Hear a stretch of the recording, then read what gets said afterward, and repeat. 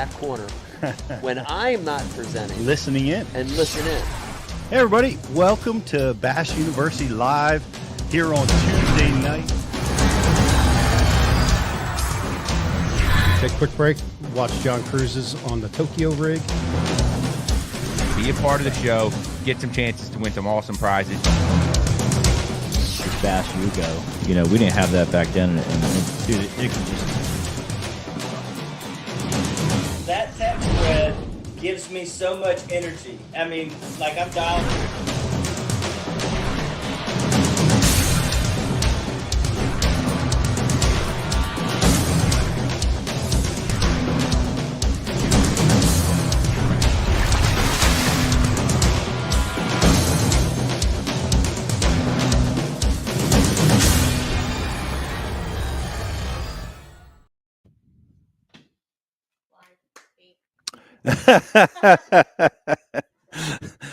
Was that the live signal?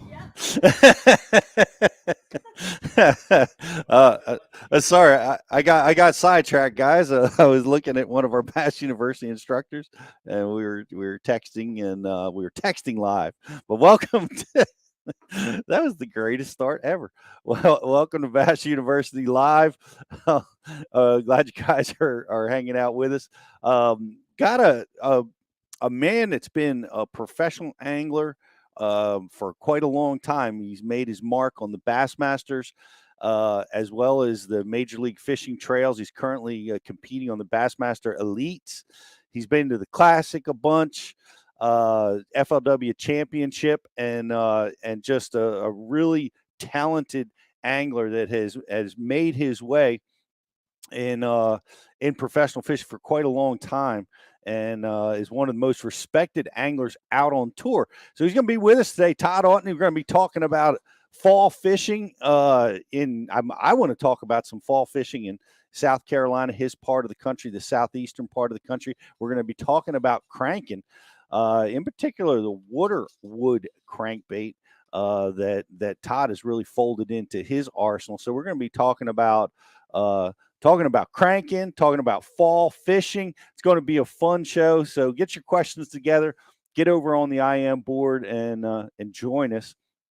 We're going to have a great show talking about that. I want to give a couple shout outs. I want to give a shout out to my friend Mike Centaur, who's friend of the show. He got a 20-pound stringer on the Delaware River, which is a river close to our home. The river Ike won his elite tournament when the elites came here. Nobody has seen a 20-pound bag. He was able to do that in a team tournament this weekend. Just amazing. Congratulations, Mike. What a tremendous finish. Was that what tournament was that? Five Alive. Was that a Five Alive? I thought it might be. But and shout out to the boys at Five Alive for putting tournaments on out there. And I can't wait to see what happens next weekend. I think there's a couple derbies next weekend with the Bass Nation is going to be out there, as well as another team tournament. So you going to dive into any of those, Riz? I'm hoping to fish on the bay this weekend. There's a tournament Saturday. I'm actually supposed to fish with Epic Eric on Saturday. Yeah, first time we're going to be able to share the boat together. So I'm excited about that. But we have a nasty little system moving up the coast. The weather for I saw Friday and into the weekend is looking pretty gnarly. Cold. So yeah, we'll see what happens. I mean, it's going to stay warm Friday, Saturday, and then it's going to tank Sunday. But the problem is it's supposed to pretty much blast wind both days. Southeast 10 to 20 on Friday, and then shifts to west northwest 10 to 20 on Saturday. So that tells me there's a system rolling around, but we'll see. You never know with the weather. Hopefully that storm blows out to sea and we can fish. That's this time of year, guys. Yep. Right? The fronts are coming through. The leaves have all fallen where I'm at, probably in the process of that a little further south. And these cold fronts are coming through, dropping the water temperature. The days are getting shorter. We're in a full moon period right now. I saw it last night. It was so cool. Wasn't it? It was huge. Just giant full moon. Moon. And it was sad because I was leaving the office and I was so sad because it was getting dark so early. And then I looked up and I saw the moon. I was like, that's nice. Yeah. Is that true? a.m. this morning. It was complete eclipse, and then apparently it went away at like 6 a.m. Yeah, a lot of Wow. people couldn't see it because of how cloudy it was, but some Yeah. people were able to witness it, and they said it was really cool. That's amazing. Wonder what that does to the fish. I was asked that exact question at the get fueling up. I got out on the water a little bit this weekend, and I caught a smallmouth amongst some nice largemouth. And but the one of the guys asked me do the fish bite better at a full moon? And man, that's a controversial, can be a controversial statement. Some people think they do. Some people think it makes it tougher. Some people are, and I think certain seasons this is probably true, where they feed nocturnally because that moon was so bright that they can feed at night and they don't feed as well during the day. On a lot of river systems coastal all around the West Coast and East Coast, the full moon's going to drive a lot of water in and out. So the tides are going to be at their peak and a lot more flow, which can mean a lot more, fish catching opportunities. So it can be really good that way. So, the moon phase, can be a big deal. But I want to mention this one thing. I got into a big problem on the river, and I wrapped up a big blanket and a rope in my prop right at dark as I was coming in, and I was able to get in because of that full moon, Jocelyn. Mm-hmm. I was able to save myself and get in. That's really funny you say that, because the one and only time. So I have my boating license, but I've only ever rode a jet ski. Yeah. My boyfriend let me drive the boat, and not even seconds into having the steering wheel, the motor died. Everything, something went wrong. I ran over one of those car mats and sucked it up. Yep, sucked it right up. That's hence I'm never allowed to drive a boat again. Old river. It happens all the time. Guys, we're brought to you from Tackle Direct Studios. We're going to take a quick break. We're going to be back with Todd Auten. We're going to be talking about cranking in the fall. You're going to love it. Get your questions together. We'll be right back after this. What's going on? It's Riz here from the Bass University, and I am excited to welcome in Waterwood Custom Baits to the Bass U family. These are custom handmade baits in the South Rainforest of Brazil. They're made of Marupa pedra wood. It's extremely dense, it's resistant, but it's also really buoyant. They're made of quality components with a 100% guarantee. They're made for tournament anglers to get it done when the money is on the line. Guys, that was like my second cast with this bait. That's a Waterwood custom bait. These things are handmade in the rainforest south of Brazil. And I mean, as you can see right here, it's a fish catching bait. It's got the front hook. That means they wanted it. This bait's, it's running really true. It throws really well. Guys, check them out at waterwoodcustombaits.com.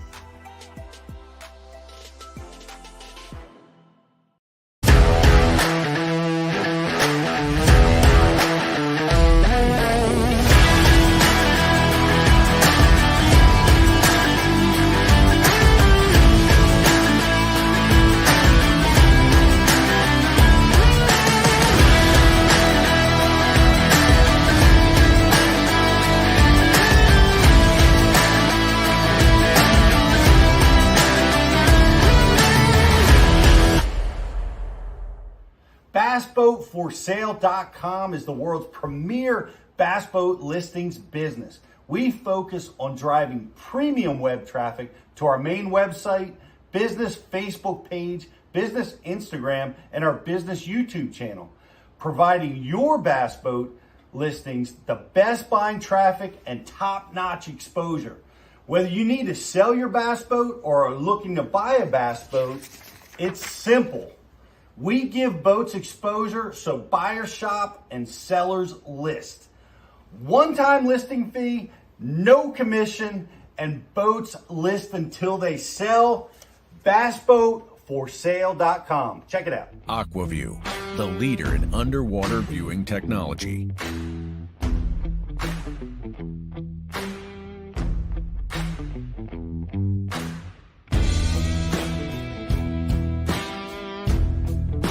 Find what you are looking for. Catch more fish. Have more fun. AquaView. Seeing is believing. Why do you love catching fishing rods? I'm truly losing less fish. Is the sensitivity of the rod. That they're made right here in North Carolina in the USA.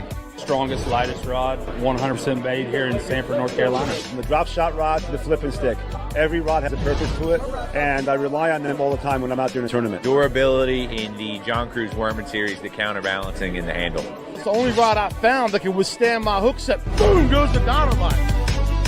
On the water, not spent fishing is a moment wasted. That's why Minn Kota and Humminbird have joined forces to bring you the One Boat Network.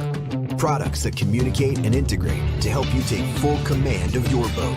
Born from our commitment to making the most advanced fishing gear even better by making it work together. The One Boat Network will help you find, get to, stay on, and catch more fish. When One Boat Network products talk to each other, they can navigate your boat automatically. They can give you a crystal clear view of what's below with no messy wires. And they can let you lower, raise, and change shallow water anchor modes from anywhere on the boat. But that's just the beginning. We're never done innovating, integrating, and making your boat simpler and easier to control. All so you can make every second on the water count.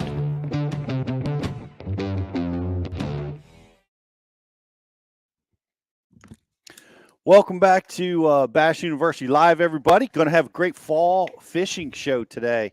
Man, I know a lot of guys, Scott, a lot of guys put their rods away this time of year. This is it's one of my favorite times of year to fish. They are. They're big. They're not, well, maybe they are in some cases, but I say they're all as big as you see in the spring, right? In the springtime, we got a lot of eggs. They're probably at their max. Yep. But this time of year, man, they're feeding up. They're the shad are bunching up. The baitfish is bunching up. Catches always seem to be a little bigger in the fall. You know, they're getting fat and happy, and then those big ones come up, get their final feed on before they go back out. Yeah, it's time. And you're a crankbait guy. I am. I'm all over this. I've been waiting for this show. Are you a crankbait guy? Oh, This is the show for you. I know we're proud to welcome and have Waterwood custom crankbaits associated with the Bass University. They build it. It's a really terrific bait, extremely effective and durable, and unique sound, unique construction. And we're going to be talking more about that with Todd Auten, who's going to be coming on to our show. Momentarily going to be talking about cranking, fall fishing, and Todd's life on tour. Man, he's made a career in professional fishing, which, let me tell you something, it is the hardest thing on the planet to do, and he's done it for a very, very long time successfully. So I'm really excited to have him on. Do we have Todd? Is he ready to go? And without any further ado, I want to welcome Todd Auten to the Bass University. Todd, it's so good to have you with us today. Hey, it's a pleasure to be here, and good to see you guys doing all well and everything on your show. It's a really good show. I've got to watch it quite a few times here lately. Well, I appreciate that. Hope we didn't. Hope it was a good one, because they're not all good. But this one's going to be a good one, because you got a bunch of crankbait nuts in the house right now. And this is the time of year for crankbait fishing. It's like up here, it's rocking and rolling. Now I know it takes a little time as you move south to get the lakes activated. Have the lakes in your part of the country, South Carolina and further south, have they started to really ramp up yet? Yeah, it seemed like we had a little cold snap a few weeks ago, and it's got things going around here, but it's starting to warm back up again, and it kind of shut it down for a little bit. But you can tell it's going to really start picking up once it gets a little cooler and that water temperature drops on down a little bit. Well, it's coming. It's coming, I know, for us this weekend, and we'll dive into that. Well, let's dive in. Let's talk Bass University talk, because right around here, I think I saw 60-degree water temperature.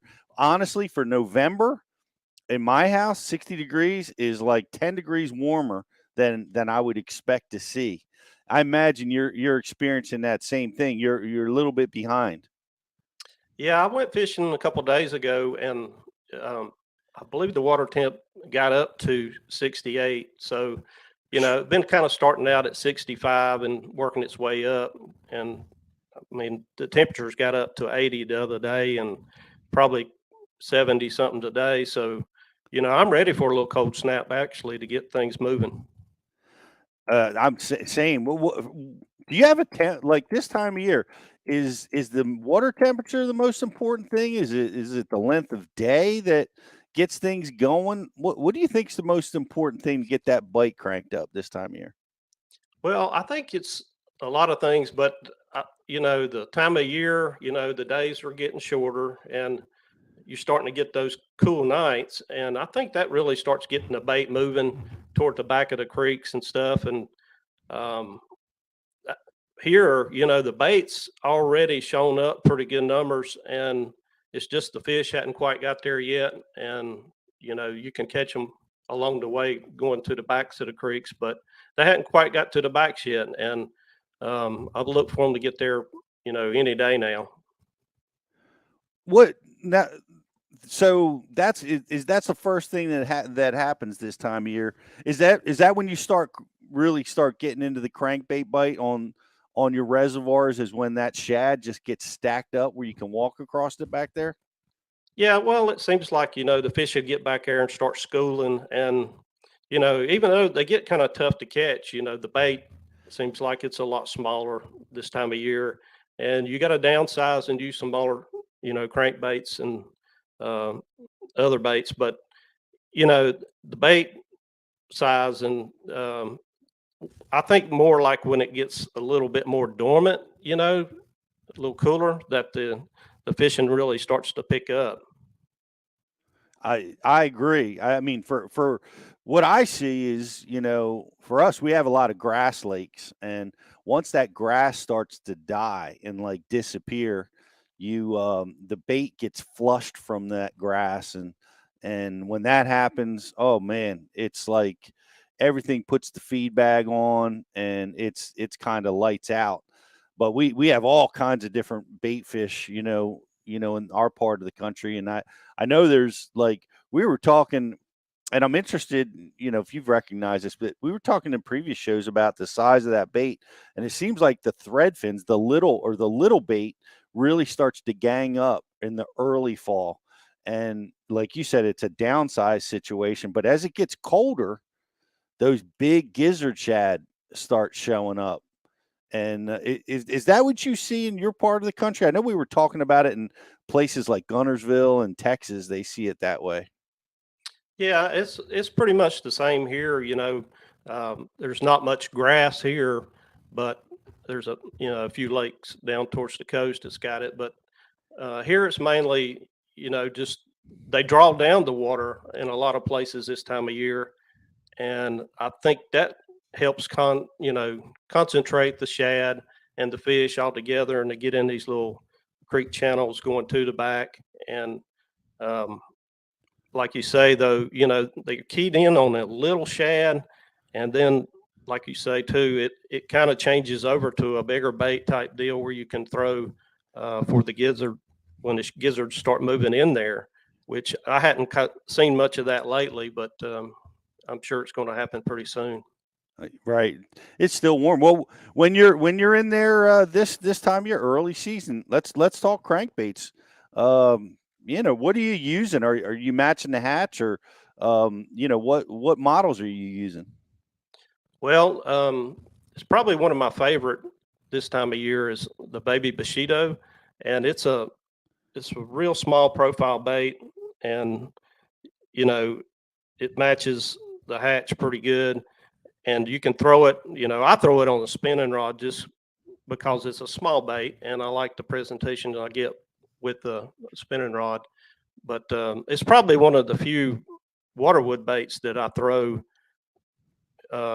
with a spinning rod. All the rest of them, I can throw pretty easy with the bait caster. And there's plenty other small baits, that Waterwood has out there that work well.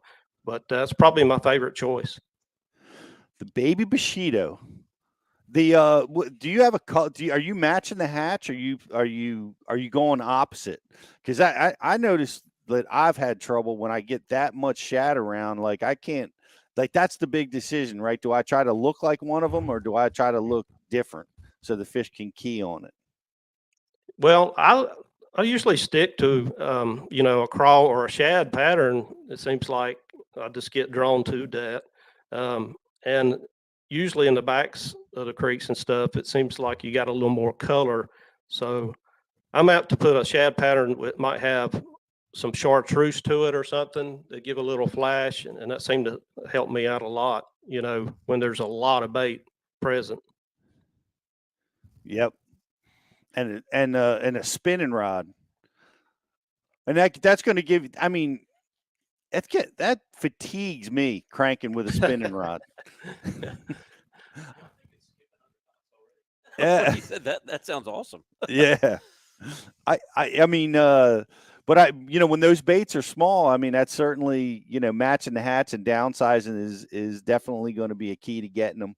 Well, take us through that next phase, right? Where as we get deeper into the fall, what are you switching to? Well, I'll switch over usually to like a mini pig, or if I want to start getting into that deal with the gizzard shad, I'll switch up and go to the Willie crankbait, and things start to slow down a little bit, and you get a little bit slower presentation with that bait, and the little side, a little more wobble to it, but it's a slower deal, and I think those fish really key on the weaker baits, something with a slow presentation. Yep. Well, I'm excited to get going in that fall pattern. I know our producer lives on Lake Hartwell. You're a pretty big stick down there too, but this time of year in November, he just goes out off of his dock and cranks and absolutely loves it. So I think I'm going to have to go down for a visit down there. Yeah, that's a good fishery. I wish I got to fish there a little more in the fall, but I've been there several times, and that lake is really just come on real strong, and the spotted bass in there is amazing. When I fished the open there, they was just overrun with spots, it seems like now. Yeah, the Open won that tournament, didn't it? Well, I mean, yes. The Open won that tournament. Spots won that tournament. Well, yeah, and and I went after spots the first day, and I did terrible. But the second day, I said, you know what? I'm throwing all this away and get my jig out and go fish docks. It's what I like to do, that time of year, and had a good bag. But hindsight's 2020. You can't really do everything you want to do in these tournaments. You got to make the right decisions right off the get go. Did you try jumping in the water? Well, I did at the boat ramp a little bit, trying to get the boat out one time, but it didn't help. It didn't help me either at the Open. I thought it might, but it definitely didn't. You've got some history here at Lake Hartwell. Would you call Hartwell your home body of water? Well, we live probably about a mile from Lake Wiley, so that's my home lake. And then Lake Norman would probably be my next closest lake. Hartwell's about 2 hours and 15 minutes from the house, so it's not really a home lake, but I do have a lot of history there.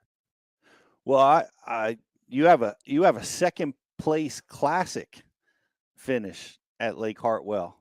That's no, I think that's Gunnersville. It's Gunnersville. My mistake. That's all right. I wish I'd have done that good down there in the classic. I fished one there in 2008, I think, but it could have been different. Are you still mad at Hank?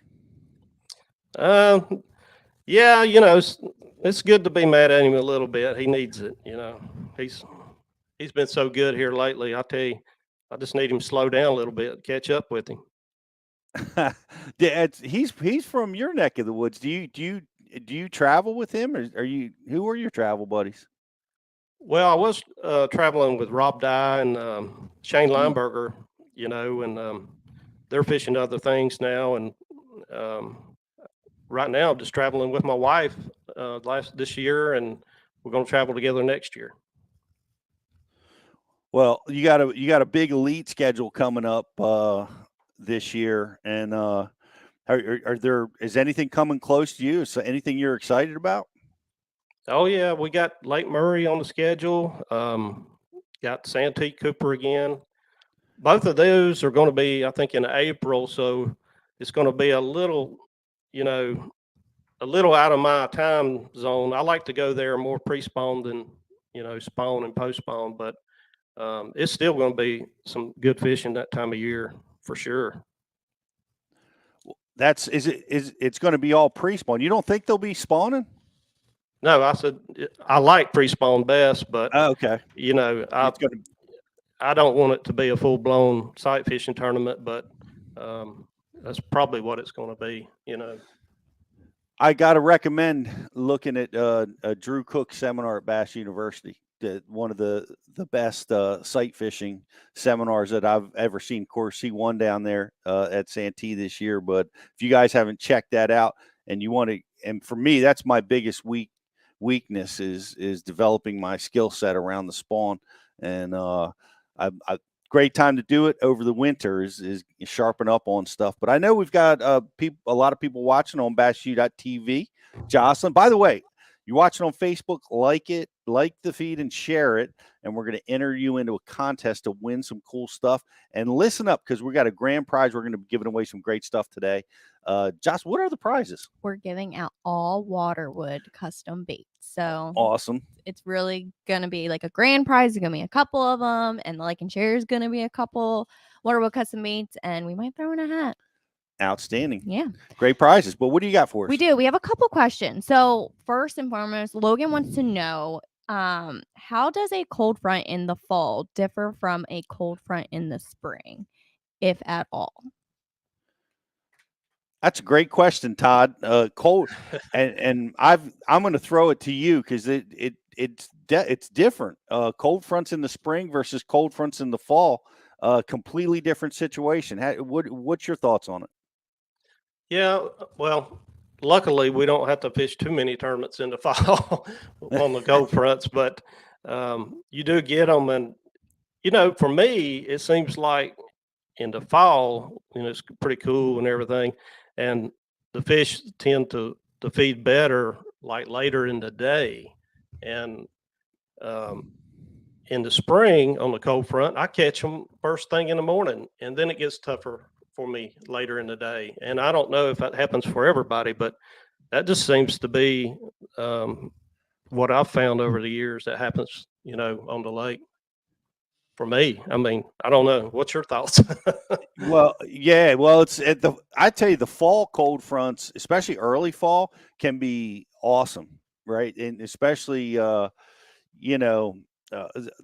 just can move bait fish around. They're starting to move. Like you said, they're off of flats or off of grass beds, and they're starting to congregate. It can be a real asset in the fall when you see these cold fronts. Like we're going to be having one this weekend. We're going to see a high of 47 or 49 degrees, which is going to be by far the coldest day that we've seen this year.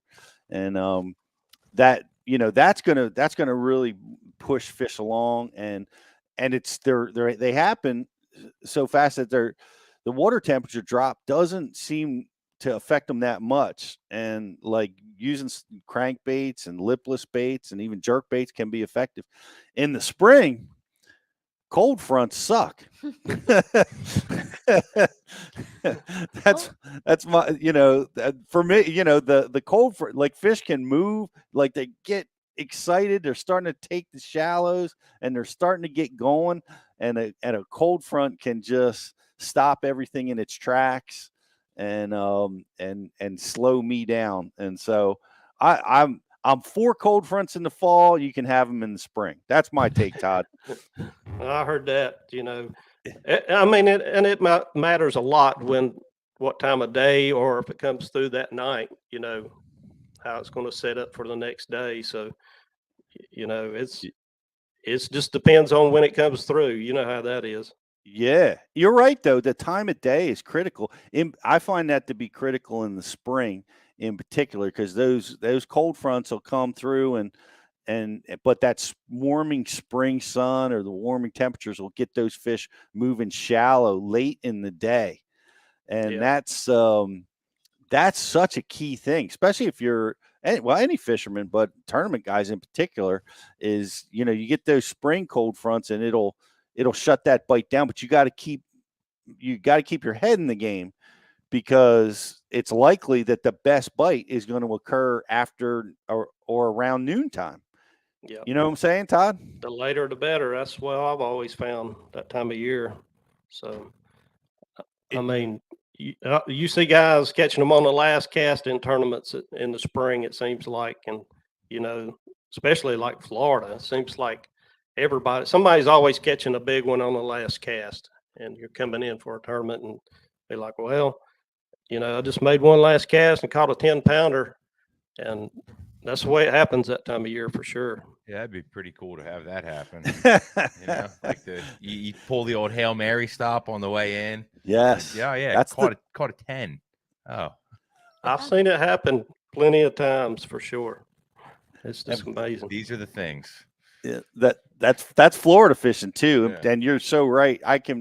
I remember fishing the Harris chain and exactly what you're talking about, Todd, and you too, Rich. Like I had this one stretch, I got a couple bites at practice, and it was a shallow stretch of like shoreline vegetation, and I cold front sat, and cold front in Florida is like a nightmare. It's the worst thing that can happen for the Florida strain, because Florida strain bass are stupid.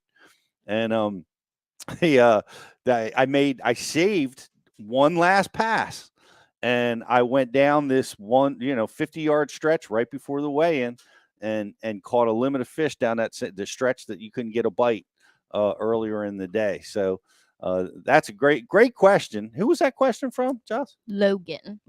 Great question, Logan.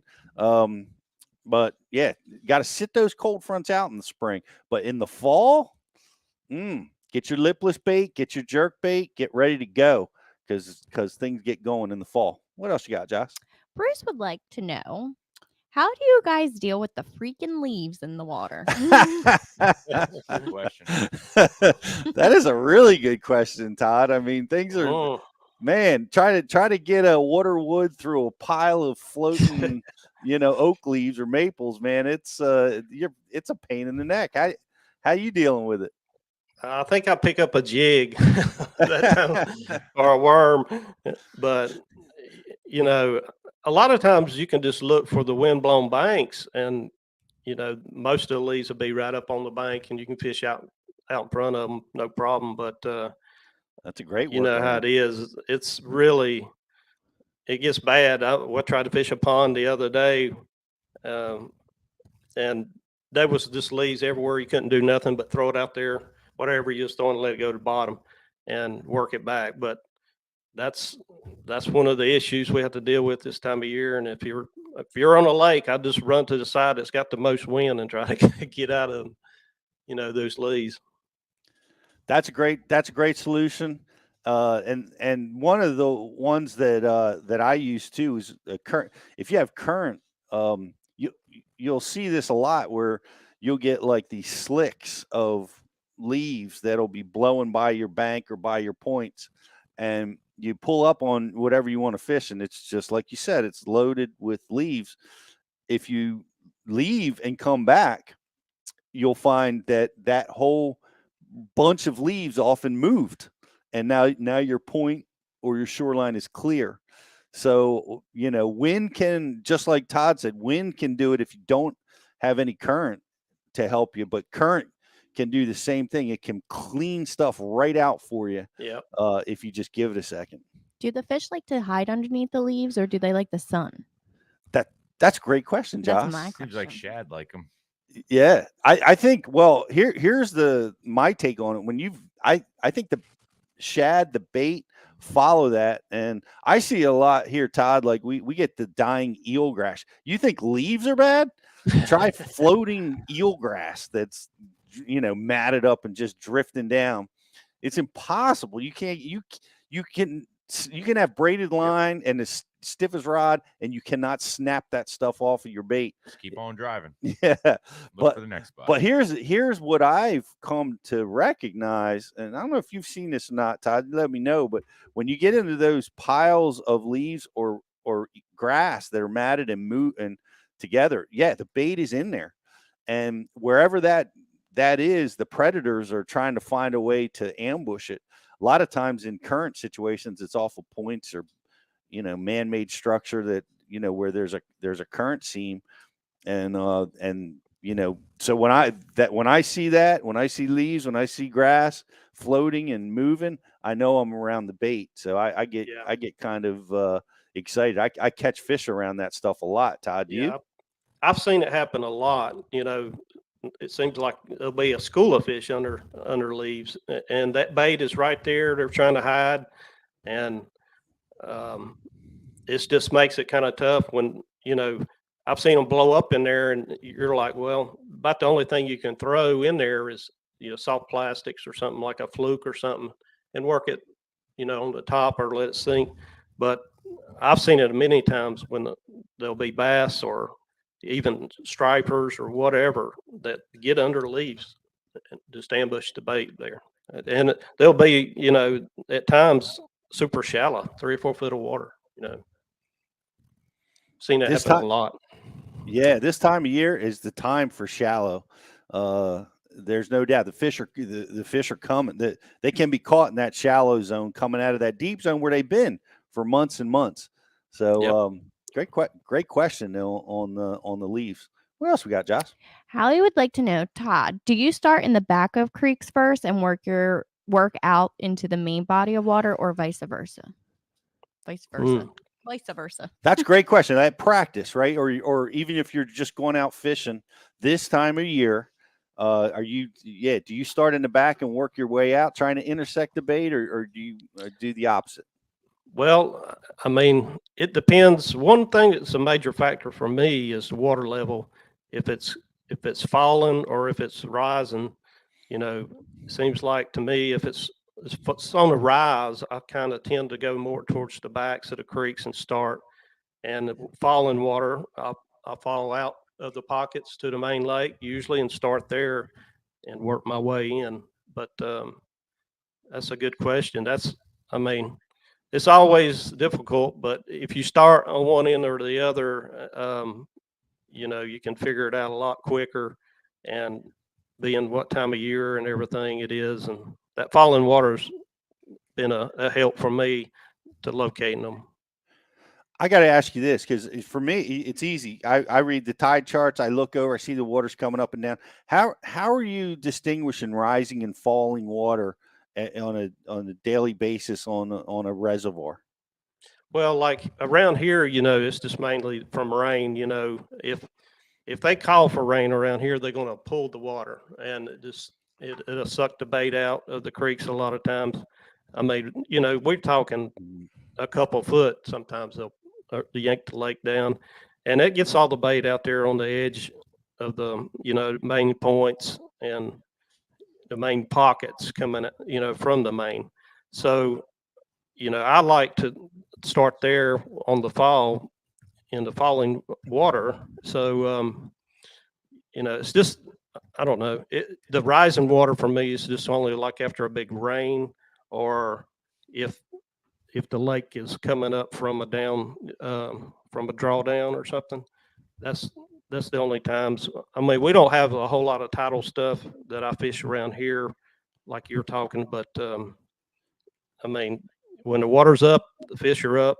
When it's out, they're usually out. But for me, that's great advice. And I always tried to. This is one of my Achilles heels when I was, when I go to a reservoir. I'm going to be going to Watts Bar, for the opens this year. So in the fall, this time of year, so it's going to be a challenging deal. But I've tried to, put sticks in the water, to try to determine if the water's rising or if it's falling, because I can't make heads or tails of the dam discharge, Yeah. Like Well, they that's got the best way. A rock at the ramp. That's my little secret. You know, usually put that on the boat ramp somewhere and watch it. But your buddies know about it. They're going to slide the rock around on you and mess you up. Sounds like my buddies. Yeah. They do that. That's sneaky.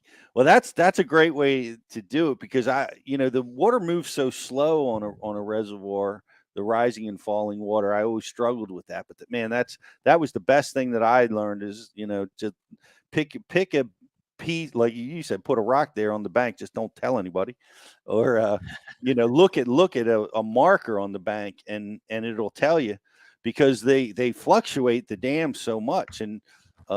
They can start making that discharge and out of the bottom of the dam, and you look at your stick and it's down. You can see the wet mark on it where it's down 2 inches, and that means a lot on a reservoir, doesn't it? It doesn't have to be like a 2-foot drop, but just a little drop will move fish around. Oh yeah. I mean, a lot of lakes, probably wouldn't change a whole lot during the day. I mean, at the worst around here, I've seen it go down 6-8 inches, in a day. But I've been on reservoirs where I've seen it come up overnight 8 foot. So I don't know if you ever fished Smith Lake, but we've had that a few times on tournaments there. They get a lot of rain and those deep clear lakes, they come straight up, and a lot of times the fish ain't quite got there with them yet, when it happens real fast. But, it always makes it for a challenging tournament for sure. I think we may have fished that same tournament. I've never seen that in my life. It's like it was unbelievable. Riz 7 foot up a lake coming up overnight. Of course, you're used to it on the Delaware River. We get that every day. Right. Sounds like high tide. Sounds like high tide. Yep. And just as difficult to deal with, I promise you. Yeah. Sounds like it. Yep. Yeah. For sure. Yeah. That's a difficult bed fishing situation for sure. But of course, in those that was a discharge situation where everybody was clamoring to fish the runoffs. Yep. Those where the water's running in. Mm-hmm. Yeah, that was, it got pretty popular pretty quick. But yeah, I got into a few fights trying to get in on some of those things. Yeah. I can imagine. Yeah, there's only so many of them out there. But do you have another question, Josh? We do. Before I get on to mine. John would like to know, Todd, do you recommend changing the hook on your crankbaits? I'd say, on the waterwood crankbaits, I mean, there's no use to, not unless you just want to, like on a top water or something, I might scale down a little bit, but on the crankbaits, I usually go with what's on it. I mean, they're good quality hooks on the waterwoods, and it seems to be matched for the bait. I mean, everything's balanced with that hook on it, so it's probably what you need to use to get the best action out of it. Now you've been working with waterwoods for a little while, Todd. I understand you've got a custom color pattern out there. Yes, a TA special. TA special. It's almost like a Clemens, but it's got a more of a greenish back than a chartreuse back. Is that color? Well, what is TA? What is TA special? Todd Auten. Right? I figured y'all get that one. I missed that one. I think it went right over your head. Straight past me. All right, that's pretty cool. The Todd Auten special, is that on all the models, or what models can we get that? You would have to ask Marcos on that. I'm not sure, but it's on a lot of the crankbaits. Not sure if it's on the top waters yet, but a lot of the crankbaits have that color. What inspired that color? It's kind of like, well, over the years, you get a favorite color a lot of times, and that's just the way it rolled. I said, you need to build this color, and you call it what you want to. I didn't tell him to call it TA special, but that's what it became. And we work on other colors sometimes, and he wants my input, even though he don't need it. He can design and make all the colors, beautiful on the baits. It seems like, and I'm not into doing that. I give him a little advice on the colors, but usually, he's got it figured out, and they come out pretty good like they are. Is that As it right there? I can't tell, but it should say it on the lid there if it is the lid that you took off, the clear lid. But I think the clear lid. I think it's a different color there. All right, we're going to dig it out. We're going to show it to you guys before we're done. But that is a nice looking bait right there. Yep. That's a big weight bait. What's your favorite crankbait, Todd, in the waterwood family? Crankbait or topwater or crankbait? Crankbait. One of my favorites, believe it or not, is the Willie 100, and that bait, which I think he's got one up front there. I see on the left. That is a Willie 100. Or wobbly 100. I'm sorry. I'm thinking of two things at one time. But the wobbly 100, that might be an E1. I couldn't tell. But the wobbly 100 is definitely one of my favorites that I can throw, real easy with the bait caster and cover that 2 to 4 foot of water range real good. That's one thing that I noticed like right away throwing the waterwoods is that they are amazing as far as your the castability, for a lot of the wooden baits or the flat-sided baits, they're tough to throw because it's like throwing a potato chip. But dude, the waterwoods, I guess it's from the Marupa Pedra wood that they use, the Brazilian wood, but you can sling those things, man, and throw them on a bait caster. You don't have to use a spinning rod. There are more solid feeling bait. I think that wood's it's a little bit harder than balsa, so it kind of deflects a little better and it holds up tremendously better than a balsa bait.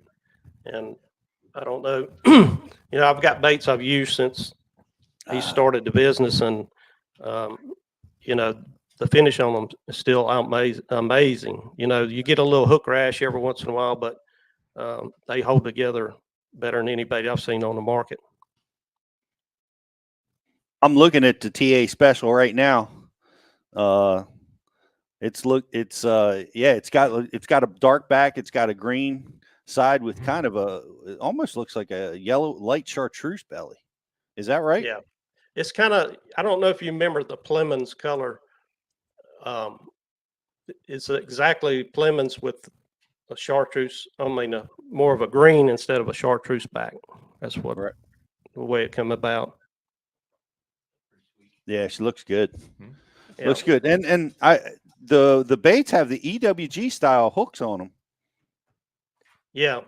A lot of his does, and I think the top waters might be a little different. I'm not sure. I've not got one in front of me right now, but those hooks are, you get a little bait with a bigger hook. That bait is designed to use bigger hooks on it, so you get a better hookup. Because, anytime, throwing a little crankbait and you got smaller hooks on it, because the bait won't allow you to put bigger hooks, but that bait will. Yeah. Well, we had some cool experiences with it where we caught them right away coming through the brush piles and coming through the wood really nice. And I think it's unique. It's got a unique design, and I'd like to hear the sound pattern on it because I got to feel like it's going to have a subtly different vibration, and of course they're silent, which is a really big deal because I like to go back and forth between silent baits and baits with rattle chambers in them, and that's really important for me. Switching back and forth because it matters to my crankbait fishing. Does it matter to you? Yeah, it does. And, like I say, there's times for wood baits and times for probably plastic rattling baits. But if you ever listen to one of those baits in the water, the hooks on the bait do rattle a pretty good bit. It's more of a subtle noise, but it's got a little different sound than other wood baits, I think. And, a lot of times when fish get conditioned to that rattle, that's something I want to pick up and throw in there and catch a couple more fish. Heck yeah. With 200 boat Yep. fields in the opens, you bet those fish are getting conditioned quick. Yep, that's true. And even the top water baits, he's got the Smooth Criminal. It's one of my favorite top waters. And that bait, you can tell when you're walking it, the hook slap on the bait has a different sound to it. The fish hadn't heard it, and they just clobber it. The bait has got, everybody wants to get a different sound. That bait has a different sound to it for sure. And that's so important, guys. We're always looking for that little angle to get that extra bite to, especially when conditions are tough or you're dealing with heavy fishing pressure. It's a big deal, and it's a high caliber bait that we really love. We really love working with them, and I want you guys to check them out. Do we link through our site to Waterwood? I could definitely do that right now. Okay. And we'll put a link up there for you guys to check them out.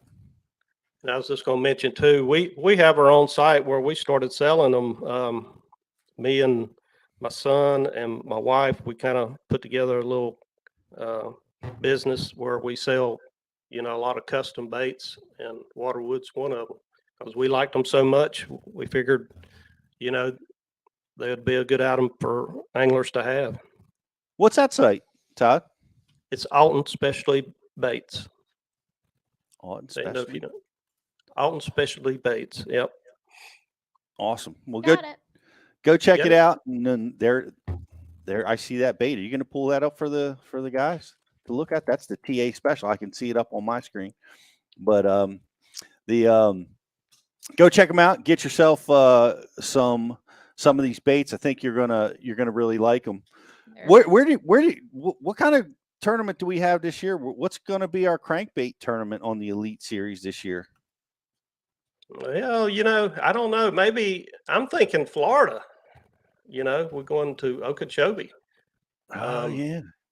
Yeah. So, sometimes it's a rock deal down there. Sometimes it's a grass deal. So I hadn't been in a couple of years, and of course can't get any information, but that crankbait down there is real good.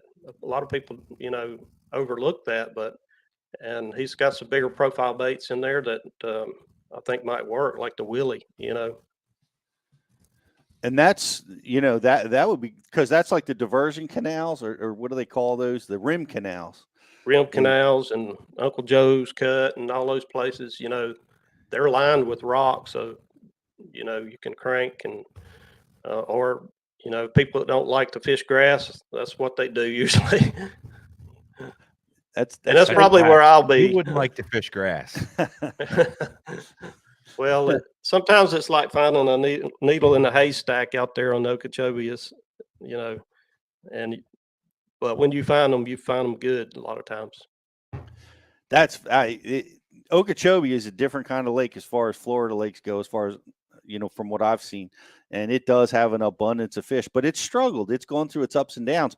I wonder how all this hurricane water is going to affect Okeechobee, because I don't think it took a direct hit from the hurricane, but they had to have at least a foot of water dumped on its watershed. So it's had to fill that lake up, wouldn't you think? Yeah, and I'm not so sure. There's another storm coming in.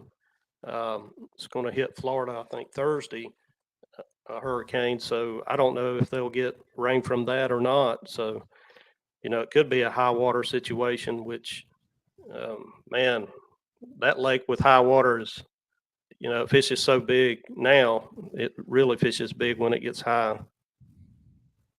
Yeah, that's for sure. And I know the cold fronts, we've seen those cold fronts down there in years past, where those, those tournaments have been won fishing that rock in those in those ditches and stuff. With yeah, I wouldn't have thought you would have said that, but now that you talk about it, Okeechobee could be a crankbait lake. Anything else setting up this year? Well, I probably really shouldn't have even said anything, but I might have shot myself in the foot. But you know, Welcome to the there's Bass University where Pete pulls it out of you. That's right. Yeah, we gotta be honest here.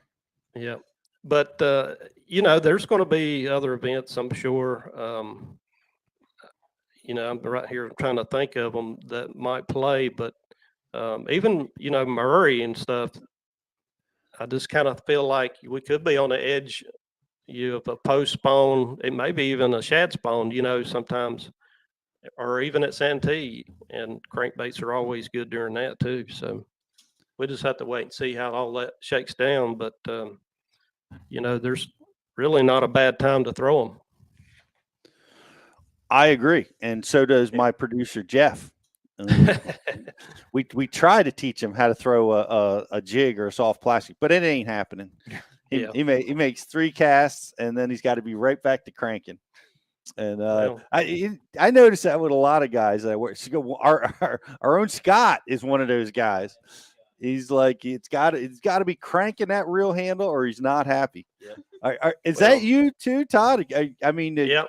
I like moving baits, and I'm always cranking something around, just trying to, stay busy. It keeps me busy, and it keeps my mind on fishing. I love cranking, and it's one of my favorite things to do, but I don't know what it is, but I always seem to do better in the tournament when I got a flipping stick in my hand. So I like that. I like to marry the two, I mix crankbaits in to my flipping. And you got to do what you have confidence in. That's, everybody's strength is, you got to do what you got confidence in. That's for sure. To do any good. To do any good. That's you got to fish to your strengths. I feel like the confidence baits change from year to year too. Like they evolve. Not for you. They do. I mean, they definitely do. So long as it starts with the words chatter and ends with the word bait, it's I mean, that's definitely the wheelhouse. But like, lately it's been I've been throwing a crankbait a ton. Is that right? Yeah, it's good for you. You taught me the worm, and that worm saved my tail more times than anything in the last couple years. But I feel like the confidence baits, it's like, it depends what time of the year are you asking for. Maybe everybody, it's like, is it April, May? Yeah, the confidence baits are gonna be one thing. Is it October, November? They may be a little different, and like Scott said, you got to listen to the fish. The fish will make you confident in something real quick. It doesn't take much. You get one bite on a bait, and it's like, oh, I can do this. Yep. Well, our own Riz, and I tease him, but he is a killer with a chatterbait in his hand. So we know that's his confidence. But I found the waterwood bait, but it, like we see on the commercial, that was literally the second cast of throwing that crankbait, and I've continued to throw them, and I like them. They're good crankbaits. Yeah. Well, they're fish catchers, man, and that's what we love. Jocelyn, we have IMs. Who's watching over there for us? I saw Howie, one of our boys. Okay, there is a question. Brett wants to know, how do you catch the cruisers you can see that are just waiting to bust on shad? Man, that is a great question, because you see that a lot on the reservoirs in the fall. Is those big cruisers? Todd, how you managing them?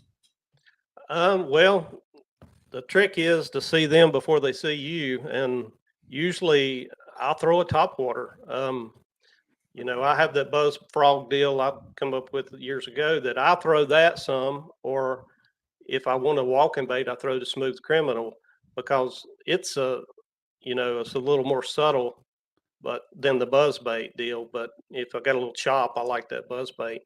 But when it's slick and you get out in front of those sight fish like that with that smooth criminal and walk that thing in front of them, they'll come kill it. It's no problem usually.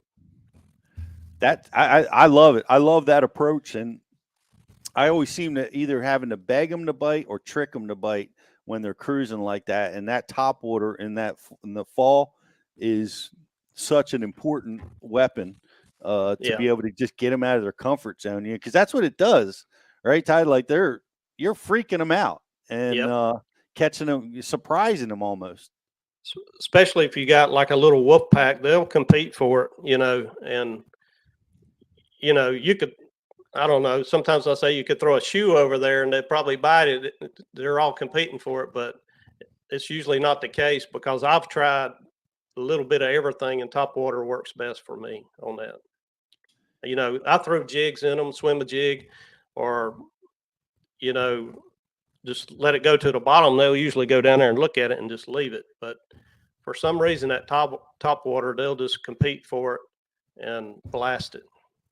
And that's how I catch them. If they're going to bite. If not, some days it's just not your day. No doubt. And they're tricky, man. They're tricky to catch. Yeah. Todd, this is something that I've done, and I want to run this by you, but that time of year, like I keep my boat up on the bank, and I move my boat down the bank, and what I've discovered is that I'll push bait fish like up in front of me, like I'll move the bait down the bank, and that bait I'll push them over a point or over a rock or something, and it'll activate those fish that have the crazy eyes, like that you hardly can't catch. Yeah, and I see that a lot. I've used that boat to move the bait, and it has really helped me this time of year. We saw that when we were at Fork with Lee, and when we were there in either October, September, when we were filming with Lee on Fork, every time we would pull up on a point to do a sit down portion of our seminars, the boat easing up on the point and the power poles going down, or the talons, raptors going down, would push bait up on the point, and a school of 4-pounders would start blowing them out of the water, and he would catch some. So we would transition back into filming. But anyway, it was like, you always, and I make jokes about it, you always hear like the stories like, yeah, I'm running down the lake, I only had 3 fish, and I saw a school of 4-pounders blowing shad out of the water, so I stopped on them and caught 20 pounds in 20 minutes. And I was like, that doesn't happen. Like that's never happened ever. And then you see it happen. Like I saw it happen. Like Lee's boat would push shad exactly like you're talking about up a bank, and those fish, they're sitting there waiting for him, and they just seize on the opportunity. So it's like, it's a tactic. It is a tactic. Yeah, and it happens a lot on those herring lakes. You pull up to a cane pile, and before you get to it, here they come up busting. Because when you sit down and you're pushing that wake and it's running those shad over toward them, sometimes that can be good, but you're going to get 1 or 2 shots at them, and then that's it. You might as well move on. Yeah, people underestimate that, the importance of, what you're doing with your boat and how you can use it as a tool. And I'll tell you this, Todd, and people listen, I've said this, we were up at Thousand Islands this year, and we weren't catching them, and my boy and his buddy went swimming behind the boat, and that commotion brought a school of smallmouth under my boat. Yeah. And it's incredible the way that, you can, things happen out there that, we're like in the past, I've driven my boat over shoals to try to activate fish that I couldn't make bite. I've done all kinds of tricks to do it, but the curiosity of those smallmouth, it came right under the boat. We caught them on every cast. So that's why you fell in the water. I know. That was my secret technique. I was rolling out. I've seen where people do, figure eights and stuff on those herring lakes and in the summertime and stuff, and it gets them going. It does. It keeps them. They're waiting on the boat traffic a lot of times. Right. People think about that. They're waiting on the boat traffic can be an asset certain times of year, and people are always running from it. Especially, it's hot summertime. It seems like that's what I find the schoolers more like that in the high traffic areas, usually. Right. I know. I've seen it many times. Lakes around here where you can't get a bite until that boat traffic gets up. Those water steers start ripping through the grass and tearing it up. And then all of a sudden you get that bite going. My only regret, Jocelyn, is I didn't make a cast after I fell in. I activated the fish and I forgot to throw in there. Oh well, we'll get them next time. You're lucky you You didn't coulda get won. impaled. I could have. Some gnarly stuff down there. I know, very, very gnarly. But you got a IM for us? Yeah, Johnny wants to know, you were talking about heron lakes. What color is best for a blueback heron lake? Todd, that is you, man. You live in blueback territory. Yeah. Well, I mean, the French pearl color worked best for me at the Open when I was even practicing, because I got to do that exact thing. And the French pearl, the gray ghost, those were my two best colors for that. And, even though the French pearl has a little bit of orange on the belly, I don't know, something about that they just they keyed in on. It's a moving bait, so they don't get a real good look at it, but it's a mostly white bait, and it's got that little bit of orange. It gives it a little flash to it. That was a herring lake, and that worked best for me. That's all I can come up with there. Yeah, well, the bluebacks it's a special kind of they're special kind of lakes, and we've learned so much about them, and really from watching the live and watching guys fish for them. They're nomadic. They tend to stay high up in the water column, and the bass just roam around on them. It's a lot different from the shad. That was all we used to fish for back in the day, Todd. Yeah, I know they can be difficult, and the wind don't blow right or something, they don't bite. You know how they are, or if it blows too hard, they're moved. But I have a tough time sometimes with herring lakes, but the tournament up here at Hart will really keep me in a lot more stuff that I never tried. But sometimes that works for you, sometimes it don't, and you have to go back to your basics and catch them the way you know how to catch them. What keyed you in? What did you do at this tournament that you hadn't tried before? Well, the thing I noticed about Lake Hartwell tournament is with all these anglers and the electronics they have now, they find all these cane piles, and there's fish on them. There's fish on every one of them. And the problem for me was they just got beat up. Practice was great. Tournament comes, they've done had 3 or 4 days of people catching them and throwing on them, and they get real spooky and hard to catch, even though I think the guy that won it done it, was fishing cane piles probably. And I think he was throwing a swim bait too, and maybe even a football jig. But like I say, the fish were still there, but I couldn't catch them. They were, definitely in a different mood. So I had to drop back and punt and just go up the river and fish, like I usually do. I shouldn't have been down there trying that anyway. Right. That's the flip side of it. With the great mapping and the forward facing sonar available, it seems like it's never been a better time to be a bank angler. Yep. Yeah. I mean, sometimes you got to dance with who brought you. You know what I mean? Like, yep. Hey, you want to go up the river and fish a jig? Do it. You want to fish grass? Yep. Do it. You want to fish docks? Just do it. Yeah, I like it because you get too many people doing one thing, and it seems like I always struggle. Have to do something different. Got to find your own little niche. Yes, sir. And you found a niche for a long time. When did you get started fishing? I think we started probably around the same time. I think I fished maybe my first Open like in '89 or so. Whoo! Was that about when you started? My first Open was 95. Okay. So you were a few years before me.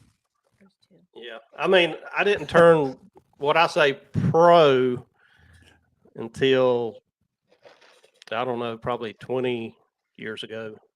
So did it full time. I did, I worked on cars and fished on the side. I'd say now I work on cars on the side and fish for a living. So I got it backwards. Well, I did it. I think I started in '97. I did about 15 years out there in full time. Well, still at it, really. But Scott, you brought up something really cool. Bands were talking about cars. He spotted something pretty cool in your man cave. What'd you Yeah, say? I was checking out your link tree on Instagram there, and you had a 68 or 69 Camaro in there. Well, we actually got 3. We got the 67, 68, and a 69. Oh man, I just died and went to heaven. But we give my son the 67 when he turned 16, and I bet it probably hadn't moved from the garage since. Which I told him he needed to get it out and get the wheels turning on it so it won't get the flat spots. But yeah. Well, those are beautiful cars. That's my favorite car. The 68 RSSS Super Sport. I'm all over that. Someday. I have my favorite one out of the bunch is the 69 Z28 I have. And we spent years putting it back to original condition. And so, everything's matching numbers on it. And that's my little baby. I'd have to say. They small block you 350 in there? Did you put something else in there? It's a 302. That's what come in the Z28 cars. Well, there's your retirement plan right there. That's worth about $100 grand. That's awesome. Yeah, I'm gonna have to have more than that nowadays, I think. Yeah. Well, tell your son if he doesn't want to drive that car, I'm happy to oblige. Okay, I hadn't. You need to just come over here and drive it for him because he's, of course, he's building or remodeling a house right now, so he's got his hands full. I understand, but every once in a while you need to get out there and crank them up and move them around. Yeah, what like he does? He wants to keep it garage kept. He doesn't want to get any miles on it. Well, we got it when he turned 16. And then he said, "Daddy, this is too nice to drive to school. Somebody might key it, or something." And he drove it a couple times, and then Dad had to go buy him old beat up pickup trucks so he could drive that. And of course, it got keyed too. So I'm glad he wasn't driving the Camaro. Yeah, absolutely. Oh man. Well, nice job. Those are nice cars. That's super cool, and congratulations on an amazing career and so close to getting the big W on the big derby. I imagine you're going to get a few more cracks at that, Todd. Well, I hope so. It seems like when they come to Hartwell here lately, or somewhere close, I hadn't made the cut. So maybe one of these days it all fall into place and get back after them on that classic deal. So we'll have to wait and see. Well, we'll be watching, and we've got links up to get the baits you can order from Todd's site or a lot of different places. They're going to be in Tackle Direct if they're not there already. They're not there already, but they shortly will be, I believe. They shortly will be. So check that out. Todd, thanks so much, man. And it was great hanging out with you. I wish you the best. It's been a great career, and look forward to seeing you this year on the Elites. Hey, great talking to you guys, and really appreciate what y'all doing. No problem, and we'll catch up with you real soon, guys. We're going to take a quick commercial break. We have a like and share contest. If you haven't done it over on Facebook, get busy, like it, share it. We're going to be giving that prize away as soon as we get back, as well as we have a trivia question that we're going to be asking about. You got one ready? Rich is working on it over there. So we're based on what we talked about today. So we're going to be giving away some really cool waterwood custom baits for our prizes today. We'll be right back after this. What's going on? It's Riz here from the Bass University, and I am excited to welcome in Waterwood Custom Baits to the Bashu family. These are custom handmade baits in the South Rainforest of Brazil. They're made of Marupa pedra wood. It's extremely dense, it's resistant, but it's also really buoyant. They're made of quality components with a 100% guarantee. They're made for tournament anglers to get it done when the money is on the line. Guys, that was like my second cast with this bait. That's a Waterwood custom bait. These things are handmade in the rainforest south of Brazil. And I mean, As you can see right here, it's a fish catching bait. It's got the front hook. That means they wanted it. This bait's, it's running really true. It throws really well. Guys, check them out at waterwoodcustombaits.com.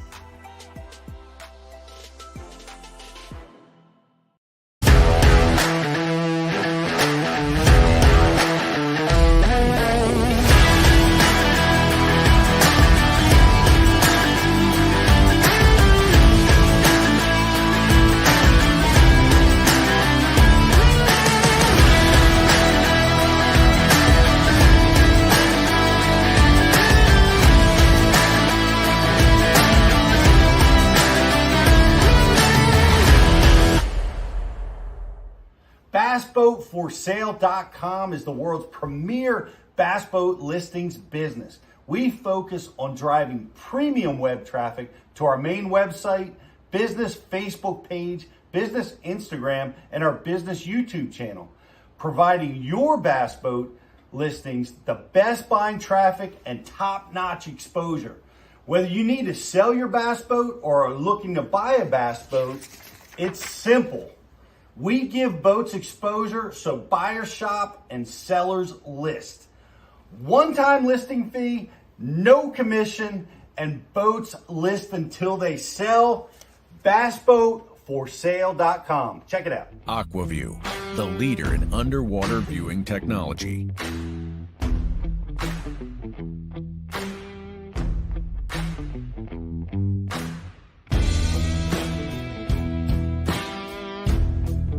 Find what you are looking for.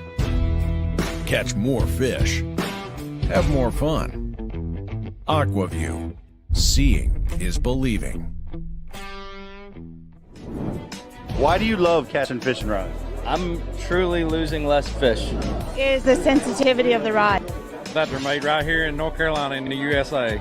Strongest, lightest rod, 100% made here in Sanford, North Carolina. From the drop shot rod to the flipping stick, every rod has a purpose to it, and I rely on them all the time when I'm out there in a tournament. Durability in the John Cruz Worming series, the counterbalancing in the handle. It's the only rod I found that can withstand my hook set. Boom goes the dynamite. On the water not spent fishing is a moment wasted. That's why Minn Kota and Humminbird have joined forces to bring you the One Boat Network. Products that communicate and integrate to help you take full command of your boat. Born from our commitment to making the most advanced fishing gear even better by making it work together. The One Boat Network will help you find, get to, stay on, and catch more fish. When One Boat Network products talk to each other, they can navigate your boat automatically. They can give you a crystal clear view of what's below with no messy wires. And they can let you lower, raise, and change shallow water anchor modes from anywhere on the boat. But that's just the beginning. We're never done innovating, integrating, and making your boat simpler and easier to control. All so you can make every second on the water count.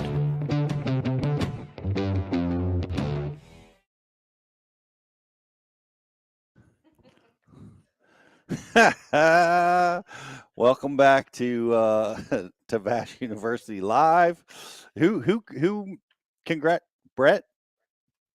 Brett just notified me that, of course, I made the Bassmaster magazine. Me falling in, not for any fish that I caught or the finishes or any tournaments that I've ever had any success. I get it for falling in the water.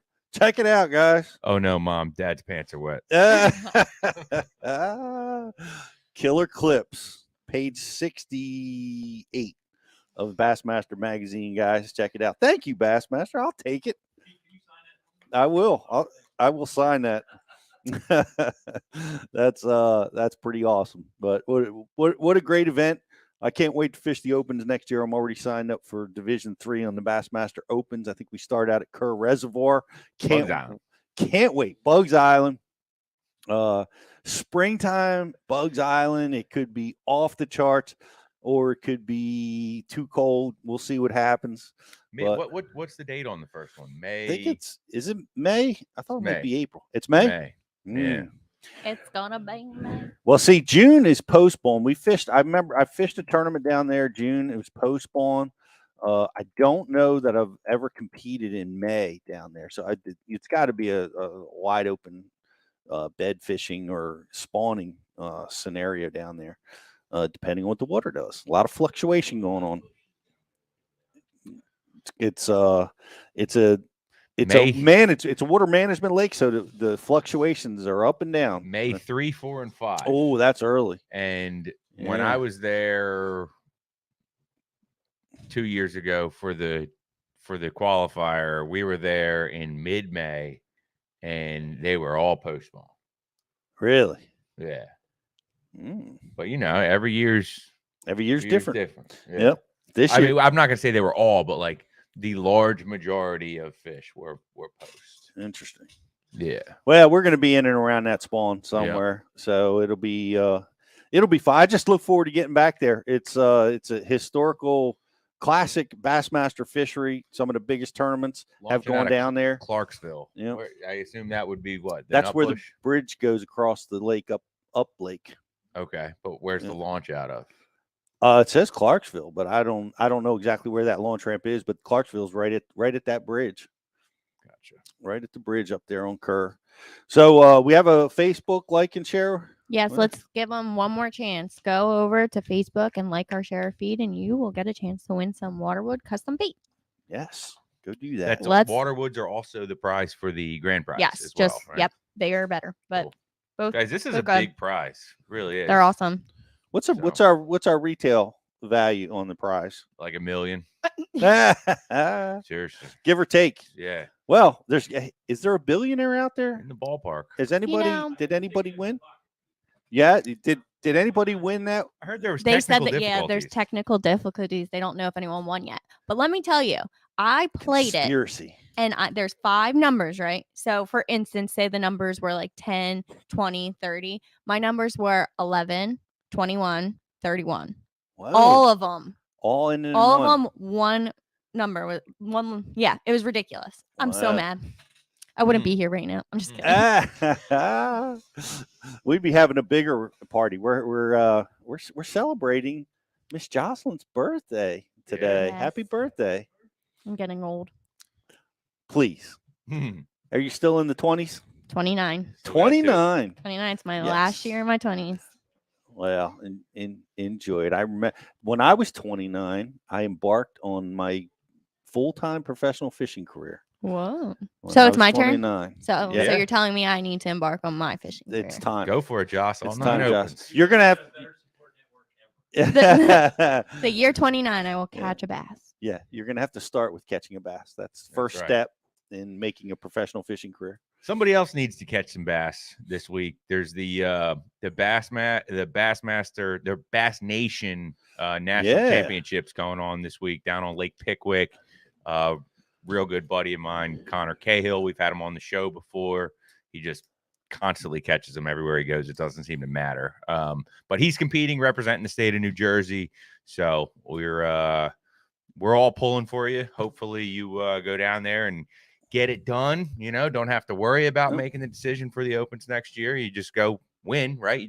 You win that one, and then you go to the Classic. You win that, and then you get to go back just again. Do it. Yep. And you're on the Elites, and you just win all those. And I think he still actually has to qualify for the Elite. He can't win the Classic and get in the Elite. Right, but if he wins if you win the Opens or the Bass Nation National Championship, you're on the Elites, and you get your is that true? Covered. Yeah. It's what Matty Wong did. Yeah, won the Nation National Championship. You get a year on the Elites with it, and your entries are covered. So wow, the grassroots is the way to do it for the money. So we're pulling for you. Get it done, dude. Good luck, Connor. Good luck to all the guys competing down at Lake Pickwick. That's a big deal. Just making it there. It's really like you talked about a gauntlet. You got to go through a lot to get yourself in that event, get yourself qualified. And of course, our own Ike won that on the Red River a while back. I've never fished the Nation National Championship. I came close a couple of times, but I've just couldn't get it done to be that guy. And you got to be that number one guy on your team to get in there.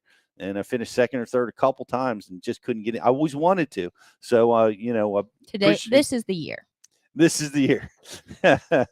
But I loved Fishing the Nation, loved it so much, and I'm glad that it's alive and will have Yes, their national sir. championship this week. Pete, it looks like you're gonna have to bring a ton of Sharpies to the Classic because everyone wants to know if you'll sign their Bassmaster magazine at the Classic. Yeah. Yes. Yeah. Yep. Jocelyn, you're going to have to be my manager. I think it's a $5 charge. $5 charge. Okay, that's You know, my standard charge. with inflation, $10. Please. I right? $9.99 of that get donated to the Ike Foundation. There we go. I'll be happy to. Anybody brings that to the Classic, and we will be there in Knoxville. Hope you will be too. Look for us at the Bassmaster booth there. We're going to be filming content. We're going to be talking to all of our subscribers and having a lot of cool stuff going on at our booth. So do we have a like and share winner? We do, but Rich, do you want to ask the trivia question real quick? Yes. So our grand prize trivia question is, what is Todd Auten's favorite Waterwood custom crankbait? What is Todd Auten's favorite Waterwood custom crankbait? And our like and share winner is Brett DeVald. Brett, thank you, Brett. Appreciate you liking us and sharing us. And while we wait for a winner, I think our own Stephen Walden has chimed in. What does he? Stephen talking would about? like to know: do you guys think that LiveScope will push? Do you guys think that LiveScope will push those open water fish back into the bank in a few years? That's a great question, Stefan. And I think it's already starting to move fish around, and fish are already starting to recognize that ping coming out of there, and they're running from it. They're starting to behave differently. Will it push them to the bank? It's a good question. I think it's definitely going to push them away from the boat, and in a lot of instances, that may be to the bank. But like I said earlier, I really believe this is true. Is the bank oriented angler is really got some untapped fish. Yep. That guys aren't messing with because they're out there looking at brush piles, looking at docks. And Riz, this is one of the things that, because I like fishing the shallow, but I want to become good with Mega Live in that shallow zone, right? I want to learn how to use it in that real shallow zone better than I am now. Yep. And we saw Brian Schmidt. By the way, we just released Brian Schmidt today. Which one did we release today? Chatterbaits in the Grass. Chatterbaits in the Grass. Lordy. Guys, that's one you got to see. I don't care where you're fishing a lake that has grass in it, anywhere on the planet. That's one you got to see. Must watch. So get over there and get yourself subscribed to bashu.tv right now. We still have the Halloween special going on, right? Last couple days. We say around last chance. Yep, we got the Texas Rig Halloween special that's still live, and we're going to be ending that real soon. So get subscribed. Check that one out. You do not want to miss that one. Chatterbait Fishing in the Grass. We have a winner. We have a winner. Chris Westbrook. It is the Wobbly 100. The Wobbly 100. Chris, nicely done. Congratulations. We're going to hook you up with some really cool crankbaits. Well done. And thanks everybody for watching. Thanks Todd Auten for hanging out with us. Sorry I screwed up some of your tournament records there, but I blame Riz and Jocelyn for not preparing me properly. And we're going to be back. We're looking to be back from Tackle Direct next week. So we're going to have some cool stuff we're working on. So we'll keep you posted, guys. We're hoping to have some great holiday sales opportunities for you live next week. So you want to tell your friends and get ready because it's going to be something that's really cool. You We're excited about. definitely want to watch. You definitely want to watch. Sounds like Jocelyn knows something that I don't yet. I'm excited to hear that. So we're gonna head out, guys. We're gonna see you next week. Hope you have a great week. Get out, enjoy that fall fishing. I'm Pete Gluzak for the Bass University.